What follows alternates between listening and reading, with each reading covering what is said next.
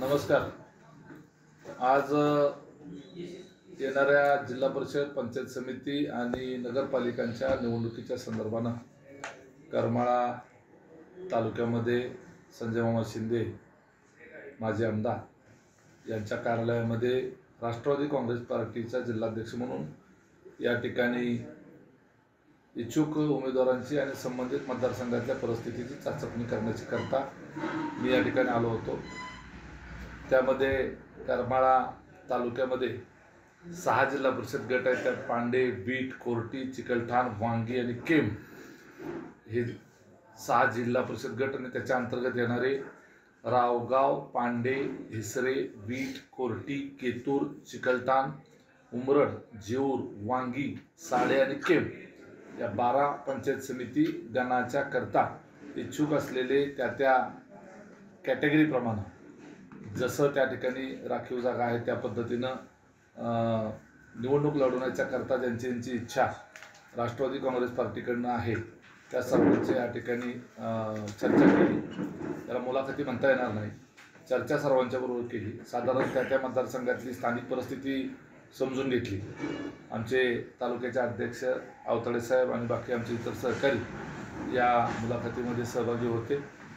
सर्वांनी चांगला प्रतिसाद दिलेला आहे आणि उत्साह भरपूर आहे। एका झेडपी गटामध्ये साधारणपणे झेडपीला सुद्धा 3-4 जण इच्छुक आहेत, तर पंचायत समितीलाही 3-4 जण इच्छुक आहेत, परंतु सर्वांचं एकमत आहे आणि त्या पद्धतीनं सर्वांची इच्छा अशी आहे की महायुती म्हणून आपण या निवडणुकीला सामोरं जावं आणि आमचाही प्रयत्न तसा आहे आणि तसा प्रस्ताव जो आहे तो आम्ही आमच्या पक्षश्रेष्ठीबरोबर त्या ठिकाणी मांडू।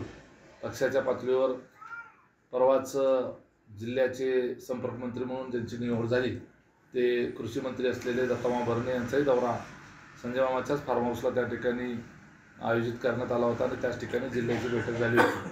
त्या बैठकीत ठरल्याप्रमाणे आणि माननीय उपमुख्यमंत्री अजितदादा तटकरे साहेब आणि दत्तामा भरणे यांच्या सूचनेप्रमाणे तालुकानिहाय त्या ठिकाणी जाऊन त्या ठिकाणची परिस्थितीची चाचपणी करून पक्षश्रेष्ठींना याबाबतचा अहवाल आम्ही देणार आहोत आणि जे इच्छुक उमेदवार आहेत त्यांना अशी सूचना करण्यात आलेली आहे की सर्वांनी एकत्रितरित्या त्यांच्या झेडपी गटामध्ये आणि पंचायत समितीचे इच्छुक असतील त्यांनी गणामध्ये एकत्रितरित्या प्रत्येक गावामध्ये जाऊन तिथल्या प्रमुख लोकांच्या गावनिहाय त्या ठिकाणी भेटीगाठी घ्याव्यात आणि साधारणपणे तिथली चाचपणी करावी। असं पद्धतीनं जे उमेदवार खऱ्या अर्थानं तयारीला लागतील, जरी आज नावं त्यांची आली असली आणि जर कोणी तयारी करत नसेल, फिरत नसेल, तर त्यांचं आम्ही उमेदवाराच्या इच्छुकामधून नाव काढणार आहोत। जे लोकांनी आता नावं दिलेले तुम्हाला आमचे अध्यक्ष, तालुक्याचे अध्यक्ष तुम्हाला ती नावं इच्छुक असलेले सगळ्यांची नावं तुम्हाला उपलब्ध करून देतील, जेणेकरून झेडपी गटनिहाय आणि पंचायत समिती गणनिहाय तुम्हाला त्या रिझर्वेशनप्रमाणे राष्ट्रवादी काँग्रेस पार्टीच्या घड्याळ चिन्हावर निवडणूक लढवण्यासाठी इच्छुक उमेदवार कोण कोण आहेत याच्या संदर्भामध्ये तुम्हाला त्या ठिकाणी माहिती मिळेल। माजी आमदार संजय मामा शिंदे यांच्या नेतृत्वामध्ये करमाळा तालुक्यातील राष्ट्रवादी काँग्रेस पार्टी जी आहे ही निवडणुकीला ताकदीने सामोरं जाणार आहे। इथं महायुती म्हणून आपण असं म्हटलं आहे, म्हणजे इथं गटातटावरती राजकारण चालतं करमाळ्यातलं। जगताप देखील आता महायुती म्हणून शिवसेनेत आहेत उपमुख्यमंत्री शिंदेंच्या, मग त्यांना बरोबर घेतलं जाणार का? हे पहा, चर्चा सर्वांशी केली जाईल। त्यामध्ये राज्यामध्ये महायुतीमध्ये असताना त्या ठिकाणच्या स्थानिक परिस्थितीनुसार त्या ठिकाणची समीकरणं जी आहेत ती ठरत असतात। शेवटी हे स्थानिक पातळीची निवडणूक आहे, त्यामुळे स्थानिक नेत्यांनी आणि स्थानिक कार्यकर्त्यांनी मिळून त्यांनी महायुतीमध्ये सुद्धा अंतर्गत युती कुठली करायची हा त्यांचा तो प्रश्न राहणार आहे। त्यामध्ये जास्तीत जास्त जागा राष्ट्रवादी काँग्रेस पार्टीच्या निवडून येण्याच्या करता जी युती सोयीस्कर वाटेल, परंतु तो घटक पक्ष साधारणपणे महायुतीमध्ये सत्तेत असलेला घटक पक्ष असावा असा साधारण त्यामध्ये अपेक्षा आहे।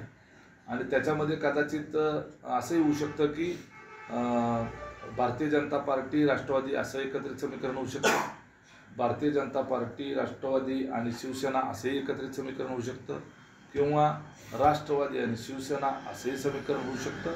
याच्या पलीकडे जाऊन अजून कुठलं समीकरण आमच्या सोयीचं वाटलं तर ते तसंही त्या ठिकाणी होऊ शकतं। बागल गटाबाबत काय बोलणं झालंय?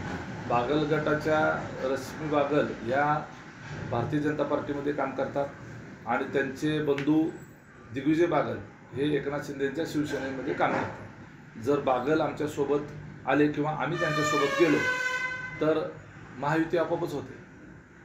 आपण मागील वेळेस म्हणजे आपला या ठिकाणी दौरा होता त्यावेळेस कार्यक्रमामध्ये सुद्धा सांगितलं होतं की या ठिकाणी माझा आजोळ किंवा मी इथं माझं लहानपण इथंच गेलेलं आहे, त्यामुळे इथंच मी जर या ठिकाणी जर प्रचार प्रसार आणि दौरे जर काढले तर मोठा फरक पडू शकतो म्हणजे कुठल्याही निवडणुकीमध्ये. म्हणून तर आज बैठकीसाठी करमाळाच पहिलं निवडलेलं आहे. आता या ठिकाणी केममध्ये सगळे माझे पाहुणे आहेत, साड्यामध्ये पाहुणे आहेत, वांगीत पाहुणे आहेत, जीवरमध्ये तर आजोळच आहे. तिथं उमरड मला फारसं माहीत नाही, चिकलठाणमध्ये सगळे पाहुणे आहेत, केतूरमध्ये मला अंदाज नाही आहे, कोर्टीमध्ये सगळीकडे पाहुणे आहेत, बीटमध्ये पाहुणे आहेत, पांड्यामध्ये नाही ना कोणा, पांड्यामध्ये नाही, मला वाटतं रावगावमध्ये आहेत. आता हे महायुती म्हणून जर एकत्रित आले सगळे तर बंडखोरी होऊ शकते. मग बंडखोरीचं कसं रोखलं जाणार? बंडखोरी संख्या बंडखोरी ही या जिल्हा परिषद, पंचायत समिती, नगरपालिकांच्या निवडणुकामध्ये काही प्रमाणात होत असते. आम्ही त्या ठिकाणी त्या कार्यकर्त्यांना सामावून घ्यायचा प्रयत्न करू.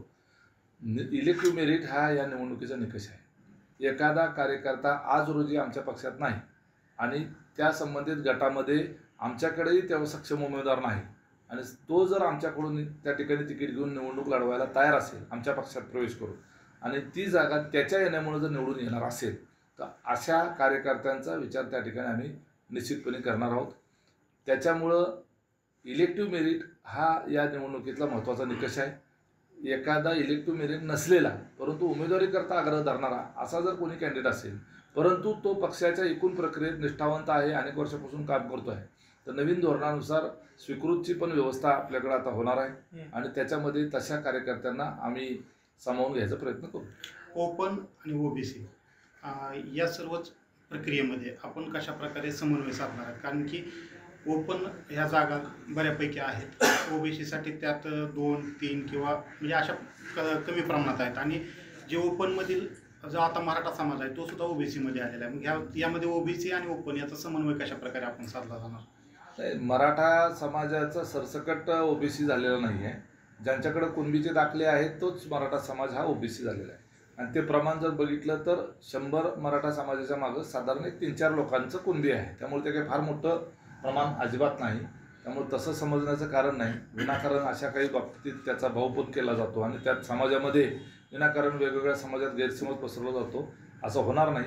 ओपनच्या जागेवर ओपनच लढवतील, ओबीसीच्या जागेवर ओबीसीच त्या ठिकाणी निवडणूक लढवतील आणि सगळ्या समाजामध्ये निवडणूक लढवण्याच्या करता सक्षम कार्यकर्ते उपलब्ध आहेत. परंतु सर्वसाधारण जागेवर ओबीसी किंवा इतरही सुद्धा उमेदवार त्या ठिकाणी उभा राहू शकतो.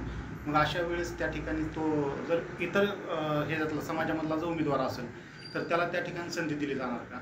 ओपनच्या जागेवर जर एखादा इतर कॅटेगरीमधला म्हणजे ओबीसी किंवा एससी किंवा एसटी अशा कॅटेगरीमधला जर एखादा कॅन्डिडेट असा असेल की तो ओपनपेक्षा सुद्धा जास्त सक्षम असेल आणि त्या ठिकाणी त्याच्याच निवडून येण्याची शक्यता जास्तीत जास्त असेल तर त्या ठिकाणी ओपनच्या जागेवर त्याला उमेदवारी दिली जाईल. मी मगाशी सांगितलं की इलेक्टिव्ह मेरिट हा अंतिम निकष आहे. तो कुठल्या समाजाचा आहे हा मुद्दा त्या देऊ नये. आता फक्त जिल्हा परिषद पंचायत समितीचं तुम्ही सांगितलं, पण नगरपालिकेची देखील निवडणूक आहे, त्याबाबत काय चर्चा झाली? नगरपालिकेच्या निवडणुकीच्या संदर्भामध्ये काही स्थानिक समीकरणांच्या संदर्भानं अजून काही चर्चा चाललेल्या आहेत. आत्ता मुलाखती घेऊन त्याच्यामध्ये काही डिस्टर्बन्स करायची आमची अजिबात इच्छा नाही. त्यामुळं एकदा ती खालची समीकरणं पुण्याच्या बरोबर त्या ठिकाणी एकत्रित येऊन आपल्याला सोयीची निवडणूक जाणार आहे हे एकदा आमच्या अंतर्गत बैठका होऊन चर्चा होऊन निष्पन्न त्यातनं कन्क्लुजनला आल्यानंतर आम्ही त्या नगरपालिकेच्या इच्छुकांच्या मुलाखती घेऊ. आपण मागील वेळेस ज्या कार्यकर्ता बैठक घेतली होती त्यावेळेस सुद्धा आपण सांगितलं होतं की मामांच्या आसपास एक चुकीच्या पद्धतीचं एक माणसं पेरली गेली, त्यामुळे मामा निवडणुकीत हारले गेले. आता आपण या ठिकाणी स्वतः या ठिकाणी लक्ष देत आहात, कशी व्यूहरचना असणार? मी असं म्हणालो होतो की त्यावेळेला जर मामांनी घड्याळ चिन्ह घेतलं असतं तर त्या ठिकाणी निवडणूक ते जिंकले असते असं एक अंदाज आहे. कसं असतं, निवडणूक हारल्यानंतर त्याला भरपूर विश्लेषण करता येतं आणि जिंकल्यानंतर जिंकला का ह्याच्यापेक्षा जो पराभूत असतो त्याचं जास्त विश्लेषण होतं. त्यामुळं ते अनेक कारणापैकी एक कारण असू शकतं. मामांच्या अवतीभोवती जाणीवपूर्वक त्याने अपक्षच निवडणूक लढावी असं सांगणाऱ्यांची जास्त गर्दी कदाचित विरोधकांनीच केली असेल असं त्या ठिकाणी मी म्हणालो होतो. आणि असं होतं. आपल्याला एकच गोष्ट वारंवार जर सांगितली गेली जवळच्या माणसांकडनं तर आपल्याला वाटतं की आपण त्या दिशेनं जायला पाहिजे आणि त्याच्यातून कधी कधी निर्णय जे आहेत त्याच्यावर त्याचा प्रभाव निर्माण होतो. आता ते झालं गेलं, आम्हाला त्याच्यावर चर्चा करायची नाही. आज रोजी त्या ठिकाणी राज्यामध्ये अजितदादा पवार उपमुख्यमंत्री आहेत. आपले संजय मामा शिंदे हे अजितदादांचे गळ्यातले ताईत असल्यासारखे आहेत आणि त्यामुळं अजितदादाची ताकद ही संजय मामांच्या पाठीशी भक्कमपणे आहे. आणि त्यामुळं या संपूर्ण करमाळा तालुक्याच्या किमान स्थानिक पातळीवरच्या भवितव्याच्या करता, स्थानिक पातळीवरच्या विकासाकरता संजय मामाच्या पाठीशी या तालुक्यातल्या सर्वसामान्य पुरोगामी विचाराच्या मतदारांनी उभं राहावं अशा पद्धतीची अपेक्षा राष्ट्रवादी काँग्रेस पार्टीचा जिल्हाध्यक्ष म्हणून माझी असणार आहे. यामध्ये आम्हाला जे सर्व इतर घटक आहेत त्याच्यामध्ये कसा त्यामध्ये समन्वय साधता येईल त्याचा देखील प्रयत्न आम्ही करणार आहोत. या भागातले जे आमदार आहेत निवडून आलेले ते तुतारीच्या चिन्हावर निवडून आलेले आहेत. तेही जुन्या म्हणजे आमच्या राष्ट्रवादीच्या पवारसाहेबांच्या विभागाचे आमदार त्या ठिकाणी झालेले आहेत. परंतु स्थानिक पातळीवर एकमेकाच्या विरोधातच या सर्वांनी निवडणुका लढवलेल्या आहेत.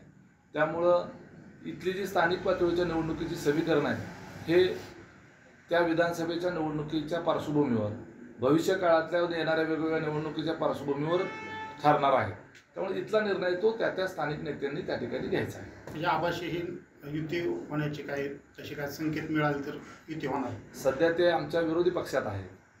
आम्हाला युती करण्याच्या संदर्भातली परवानगी जी आहे ते महायुतीमधल्या पक्षांच्या बरोबरची आहे. महायुतीमध्ये नसलेल्या पक्षांबरोबरच्या युती करण्याच्या बाबतीतल्या कुठल्याही धोरणात्मक चर्चा वरिष्ठ पातळीवर नाही, त्यामुळे आमच्या पातळीवर पण आहे. आता साधारणतः आपल्याकडे जी निवडणुकीसंदर्भात जे काही उमेदवार इच्छुक आले होते किती त्यांची संख्या होती किंवा काय त्याच्या संदर्भातलं पूर्ण सगळ्यांची नावं लिहून घेतलेली आहेत. प्रत्येक झेडपी गटामध्ये साधारण 3 ते 4 जिल्हा परिषदेसाठी इच्छुक आहेत आणि 1-2-3 जण हे पंचायत समितीसाठी इच्छुक आहेत. जिथं राखीव जागा आहेत तिथं थोडीशी संख्या कमी आहे. ओपनच्या जागेवर इच्छुकांची संख्या जास्त आहे.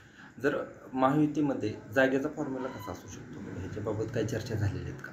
नाही, चर्चा करायला जिल्ह्यामध्ये जिल्हाध्यक्ष म्हणून मीच आहे. याच्या पातळीवर वरिष्ठ म्हणजे मीच, दुसऱ्या अजून कोणावर चर्चा करा. नाही, बाकीचे जे घटक पक्ष आहेत त्यांच्याबाबत म्हणजे जागा वाटपाचा काय फॉर्म्युला असं काय ठरलेलं नाही? आहे अजून का? फॉर्म्युला असा काय कुठला ठरलेला नाही, परंतु आमची चर्चा चालू आहे आणि ती सकारात्मक.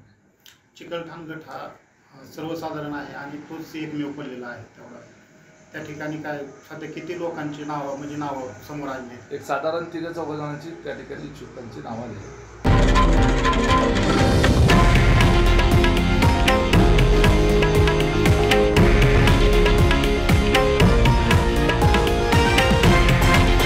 हे आहे देशातील नंबर 1 न्यूज नेटवर्क आणि आपण पाहत आहात TV9 मराठी, एकमेव.